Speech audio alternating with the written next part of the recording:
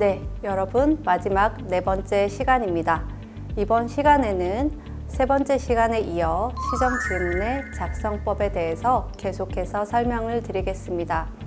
여러분들이 본격적으로 시정 질문 작성하기에 앞서 반드시 유념해 주셔야 하는 사항이 있습니다. 질문은 단순한 질문에 그치지 말아야 한다는 것입니다. 즉, 의원이 질문을 하는 이유는 질문 자체가 목적이 아니라 질문을 통해 집행부의 잘못을 지적하고 시정하는 데 있음을 명심하셔야 합니다. 따라서 사전에 지적하고자 하는 정책이나 사업에 대한 정확한 분석과 평가가 필요하며 이를 통해 문제점을 지적하고 변경할 것을 요구해야 한다는 것입니다. 먼저 시정 질문도 5분 자유 발언과 같이 두 갈식으로 구성하는 것이 좋습니다. 즉, 발언의 취지나 목적을 밝힌 다음 현황과 문제점을 얘기하고 대안 제시 또는 대책을 요구하는 것입니다. 두 갈식 질문의 간단한 사례를 하나 말씀드리면 다음과 같습니다. 우선 문제 지적, 근거 설명, 사례 제시, 대안 제시 및 결론 지적의 흐름을 가지고 있습니다. 사례를 말씀드리겠습니다. 기계식 주차장의 주차시설 70%가 고장나 있고 타 용도로 활용되어 주차난을 가중시키는 문제가 있다고 지적하고 있습니다. 그에 대한 근거로 세 가지를 설명하고 있는데요. 우선 주차시설의 70%가 고장나 있는데 방치하고 있다는 것입니다.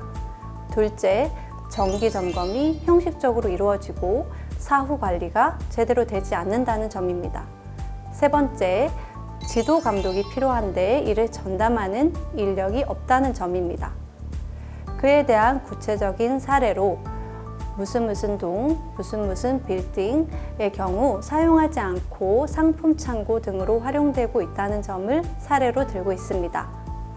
끝으로 이러한 상황인데도 아무런 대책이 없다는 것 자체를 지적하고 있습니다. 지도 단속을 하기 위해서는 전담 직원을 지정해야 하고 직원 지정이 어려운 경우에는 공공근로사업 등의 인력을 활용하는 방안을 강구할 필요가 있다는 점을 제안하고 있습니다. 이러한 흐름은 상대방으로 하여금 발언의 목적을 먼저 밝힌 다음 구체적 사례로 설득하여 목표한 정책적 의도를 설득시키는 데 용이한 방법이라고 할 수 있습니다. 다음으로 효과적인 질문법에 대해서 7가지 정도를 제시하도록 하겠습니다. 첫째, 통계, 수치 등을 인용하여 구체적으로 질문하는 것입니다. 예를 들어 포괄적 질문은 마을 하수 처리장의 방류수가 수질 기준을 넘고 있다 라고 한다면 구체적 질문은 마을 하수 처리장의 방류수 수질이 60ppm으로 배출 기준인 30ppm의 2배가 된다 라고 발언하는 것입니다. 후자가 훨씬 더 구체적으로 와닿는 것을 알 수 있습니다. 둘째, 설명형이 아닌 사실 확인형으로 질문하는 것입니다. 설명형은 왜? 라는 질문을 하는 것이고 사실 확인형은 yes or no로 답변하도록 묻는 것입니다. 다시 말해 설계 변경을 왜 했느냐는 설명형으로 물은 것이고 A라는 이유로 설계 변경을 했죠?는 사실 확인형으로 질문한 것입니다. 설명형으로 질문할 경우 답변자의 답변이 길어질 수 있고 변명하는 식의 답변으로 이어질 수 있기 때문에 사실 확인형의 질문이 훨씬 효과적이라고 할 수 있습니다. 셋째, 원칙을 묻고 문제를 제기하는 방법입니다. 먼저 원칙을 제시한 다음 해당 사례에서는 왜 원칙대로 하지 않았는지를 묻는 것입니다. 예를 들면 위원의 연구 용역은 검수하는 경우 검수조서를 작성해야 하지요? 라는 질문에 네 라고 답변한 경우 그런데 A 연구 용역 사업은 왜 검수조서를 작성하지 않았나요? 라고 질문할 수 있는 것입니다. 넷째, 가정법을 활용하는 방법입니다. 어떤 조건에서는 이렇게 해야 하는데 왜 그렇게 하지 않았냐고 질문할 때 용이한 방법입니다. 예를 들어 A라는 요건을 갖추면 건축 허가를 내줘야 하지요? 라는 질문에 네 라고 답변한 경우, 그런데 A 요건을 모두 갖춘 B에게 왜 건축 허가를 내주지 않았습니까? 라고 다시 질문할 수 있는 것입니다.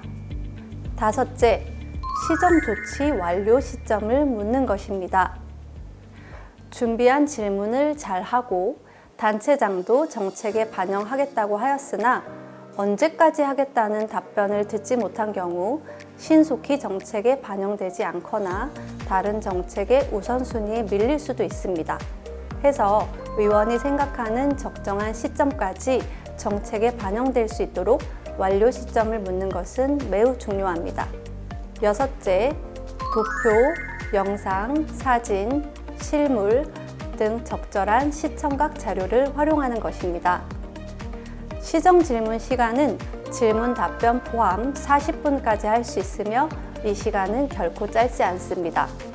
이 경우 집중력이 떨어질 수 있는데 다양한 시청각 표출 자료를 활용한다면 집중도를 높일 수 있고 현황이나 문제점 등을 보다 구체적으로 이해하는 데 도움이 됩니다. 일곱째, 사전에 준비된 사항만 질문하는 것입니다. 시정 질문을 일문일답으로 하는 경우에 의원과 단체장이 질문과 답변을 주고받는 과정에서 예상치 못한 전개로 흘러가거나 감정이 격해져 흥분하는 경우 등 돌발 상황이 있을 수 있습니다. 이러한 때에 사전에 준비하지 않은 질문으로 이어질 경우 답변의 예상이 어렵고 예상치 못한 답변에 대해 더 이상 질문을 이어가기 어려운 상황도 발생할 수 있습니다. 따라서 질문 과정에서는 꼭 사전에 준비된 사항 위주로 질문하는 것이 중요합니다. 방금 말씀드린 몇 가지 방법을 적용한 사례를 한 가지 소개해 드리도록 하겠습니다. 우리 시에는 총 82개의 각종 위원회가 설치되어 있습니다. 그런데 최근 2년간 한 번도 회의를 열지 않거나 연 1회만 개최한 위원회가 25개나 되지요? 라고 의원이 질문하고 있습니다. 단체장은 네, 그렇습니다. 라고 대답하였습니다. 두 번째 질문으로 이러한 문제는 그때그때마다 위원회를 설치하고 정비하지 않은 것이라고 할 수 있습니다. 최근 5년간 시에는 위원회 정비를 위한 정책이 없었지요? 라고 질문하였습니다. 없다라고 답변했습니다. 세 번째 질문에서는 열지도 않은 위원회 선임 및 관리 등을 위해 행정력이 낭비된다고 볼 수 있겠지요? 라고 질문했습니다. 그러자 단체장이 그렇게 생각할 수도 있으나 법정위원회는 어쩔 수가 없다라고 답변합니다. 의원님께서 국장님, 25개 위원회 중 5개만 법정위원회입니다. 그렇다면 방만한 위원회 운영을 법령 탓으로 돌릴 수가 없을 것 같은데요? 라고 말씀하십니다. 그러자 단체장이 답변을 못하고 계시죠. 다섯 번째 질문은 본 의원이 지적하고 싶은 것은 각종 위원회를 정비하라는 것입니다. 유명무실한 위원회를 통폐합하는 정책이 필요하겠지요? 라고 질문을 하자 단체장이 정비 계획을 수립하여 조속한 시일 내 통폐합 등 정비를 하겠다고 답변합니다. 그러자 의원은 올해 연말까지 가능하겠지요? 라고 다시 질문하고요. 그렇게 하겠다고 답변합니다. 마지막으로 각종 위원회 통폐합 정책을 추진하시고 그 결과를 통보해 주시기 바랍니다. 라고 질문하고 있습니다. 이 사례는 수치를 인용한 질문, 사실 확인형의 질문, 원칙 문제 제기형 질문, 시정 조치 완료 시점의 확인 등 다양한 질문법을 잘 활용한 사례라고 보여집니다. 지금부터는 실제 작성한 도정 질문 원고를 바탕으로 또 다른 사례를 말씀드리도록 하겠습니다. 해당 질문의 주제는 도유재산 관리 및 운영 개선에 관한 사항입니다. 우선 의원은 단체장에게 도유재산에 관해서 상당히 관심을 많이 가지고 조직을 보강하고 예산을 늘리고 하는 것으로 알고 있는데 이게 맞냐고 질문을 합니다. 단체장은 공유재산 관리는 잘못하면 부정부패에 연루될 수가 있기 때문에 철저하게 관리하는 것이 맞다고 생각하고 나름 노력하고 있습니다. 라고 답변합니다.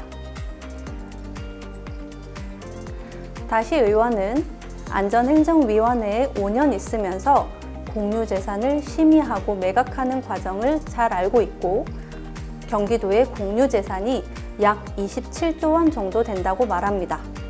그런데 실제로 보니 너무 관리가 되지 않고 이전 관리 방식을 답습하여 행정 낭비 요인이 많다고 말합니다. 또한 공유재산 면적이 정확히 서울의 3배라고 말합니다. 단체장은 면적 기준이냐고 묻습니다. 의원은 면적이 맞다고 하면서 그럼에도 불구하고 경기도 공유재산 관리 인원은 서울의 3분의 1밖에 안 되고 여기에서부터 문제점이 있는 것 아니냐고 하면서 답변을 요구합니다. 단체장은 도유재산 또는 도가 관리하는 국유재산에 대해서 무단 점거라든지 적절하지 못한 이용 또는 약간의 부정적인 측면의 것들이 있어서 전수조사를 실시하도록 해놓은 상태라고 하면서 의원님 의견에 전적으로 동의하고 제대로 관리될 수 있도록 부정이 개입되지 않도록 최선을 다하겠다고 답변합니다. 다음으로 의원은 매각하실 때도 심의를 하시지 않습니까? 라고 묻습니다. 단체장은 그렇다고 답변을 하고 있죠. 의원은 공유재산 심의회 관련 규정을 구체적으로 언급하며 재정비할 필요가 있다고 제안합니다. 단체장은 5억 미만의 재산에 대해서도 실질적으로 점검할 수 있는 시스템을 한번 연구해 보겠다고 답변합니다. 다음으로 의원은 한 사례를 얘기하면서 전체 면적의 1% 정도의 맹지를 가진 특정인이 전체 면적을 좌지우지하고 그런 걸로 인해 도민들의 재산이 어느 특정인의 이익으로 바로 환원돼 버리는 그런 것들을 잘 파악해야 한다고 말합니다. 단체장도 이런 사례가 많다고 공감하면서 앞으로 더 챙겨보겠다고 답변합니다. 의원은 의지가 많으시고 또 조직 정비라든지 예산을 늘려서라도 도의 재산을 잘 관리하겠다 이렇게 지금 말씀하셨으니까 그 말씀을 믿고 한번 기다려 보도록 하겠습니다 라고 말하였고 단체장도 네, 잘하나 안 하나 많이 감시해 주십시오 라고 답변하고 있습니다. 이 도정 질문의 케이스에서는 의원이 도유재산 관리와 관련한 도의 정책을 비교적 잘 알고 있으면서 구체적인 수치, 사례, 규정 등을 제시하면서 5억 미만의 도유재산에 대해서도 심의가 필요하다는 점, 알박기 등 특정인으로 인해 다수가 피해를 보는 것 등을 방지하는 시스템을 마련해야 한다는 점을 효과적으로 제안하고 있습니다. 다음은 표출 자료의 사례입니다. PM은 아시다시피 퍼스널 모빌리티의 약자인데요. 전동 킥보드 등 전기를 동력으로 하는 1인용 이동수단을 의미합니다. 이러한 용어를 누구나 쉽게 이해할 수 있도록 이미지를 통해 제시하고 PM의 문제점 관련 사고 발생 건수 등을 수치로 제시하고 있습니다. 또한 무단 방치된 사진 등도 제시해서 보다 직관적으로 문제점을 파악할 수 있습니다. 다음 자료를 보시면 초등학생의 생존 수영 교육 관련 참여 현황과 교육 과정 등을 표로 제시하고 있습니다. 또한 생존 수영 관련 경기 해양안전체험관의 생존 수영 교육 프로그램도 영상으로 제시하여 그 중요성을 전달하고 있습니다. 이처럼 도표, 사진, 영상 등의 표출 자료를 활용하는 경우 보다 효율적으로 시정 질문의 내용을 전달할 수 있습니다. 끝으로 여러분, 시정 질문 원고를 잘 작성하기 위한 몇 가지 팁을 말씀드리도록 하겠습니다. 첫째, 앞서 원고 작성법 등에 대해 설명드렸는데 질문 주제가 정해지면 국회나 감사원, 타 지방의회 등에서 유사한 주제가 다루어졌는지 확인하고 벤치마킹을 하는 것이 도움이 됩니다. 무작정 무에서 유를 창조하기보다 잘된 원고를 참고해서 본인의 워딩으로 바꾸어 나간다면 좀 더 완성도 있는 원고를 작성할 수 있습니다. 둘째, 같거나 유사한 주제로 다른 의원이 해당 내용을 다룬 것이 있다면 그 내용도 적극 검토할 필요가 있습니다. 꼭 시정 질문이 아니더라도 5분 자유 발언, 토론회나 공청회 등 가급적 최신에 다루어진 내용을 참고한다면 원고 작성에 많은 도움이 될 것입니다. 끝으로 정무적 판단의 중요성입니다. 여러분이 지원하는 의원이 여당인지 야당인지, 단체장과 같은 소속의 정당인지 아닌지, 심지어 같은 당이어도 정책적 노선이 같은지 다른지 여부는 전체 발언의 분위기를 좌지우지할 수 있습니다. 아무래도 단체장과 우호적 관계라면 정책 성과를 강조하며 문제점이 있더라도 충분히 해명할 기회를 줄 것입니다. 그러나 그 반대라면 보다 냉정한 시각에서 정책적 실패를 강조하거나 대책이 없음을 책망하고 해명할 시간도 충분히 부여하지 않을 수 있습니다. 같은 맥락에서 원고 작성 시 해당 의원이 속한 정당의 정책적 방향, 대통령이나 단체장, 공약 등을 확인하는 것도 필요합니다. 자, 여러분, 지금까지 시정 질문의 원고 작성법에 대해서 말씀드렸습니다. 초안 작성 후 수정을 거쳐 최종안을 마련하고 거기에 맞춰 적절한 표출 자료를 작성하는 것, 보도 자료를 작성하고 당일 지원하는 것은 두 번째 시간에 말씀드린 5분 자유 발언과 유사하기 때문에 해당 내용을 참고하시면 되겠습니다. 정책지원관 여러분, 지방자치법이 개정되고 정책지원관 제도가 개설된 지 얼마 되지 않았기 때문에 아직은 업무 범위도 명확하지 않고 여러분들도 새로운 업무를 맡아 어려움이 적지 않을 것이라 생각됩니다. 반면 의원님들의 여러분들에 대한 기대는 상당히 클 텐데요. 오늘 이 강의가 그러한 간격을 좁히는데 조금이라도 도움이 되시기를 바라면서 여러분들이 하시는 모든 일에 건승하시기를 바라겠습니다. 감사합니다.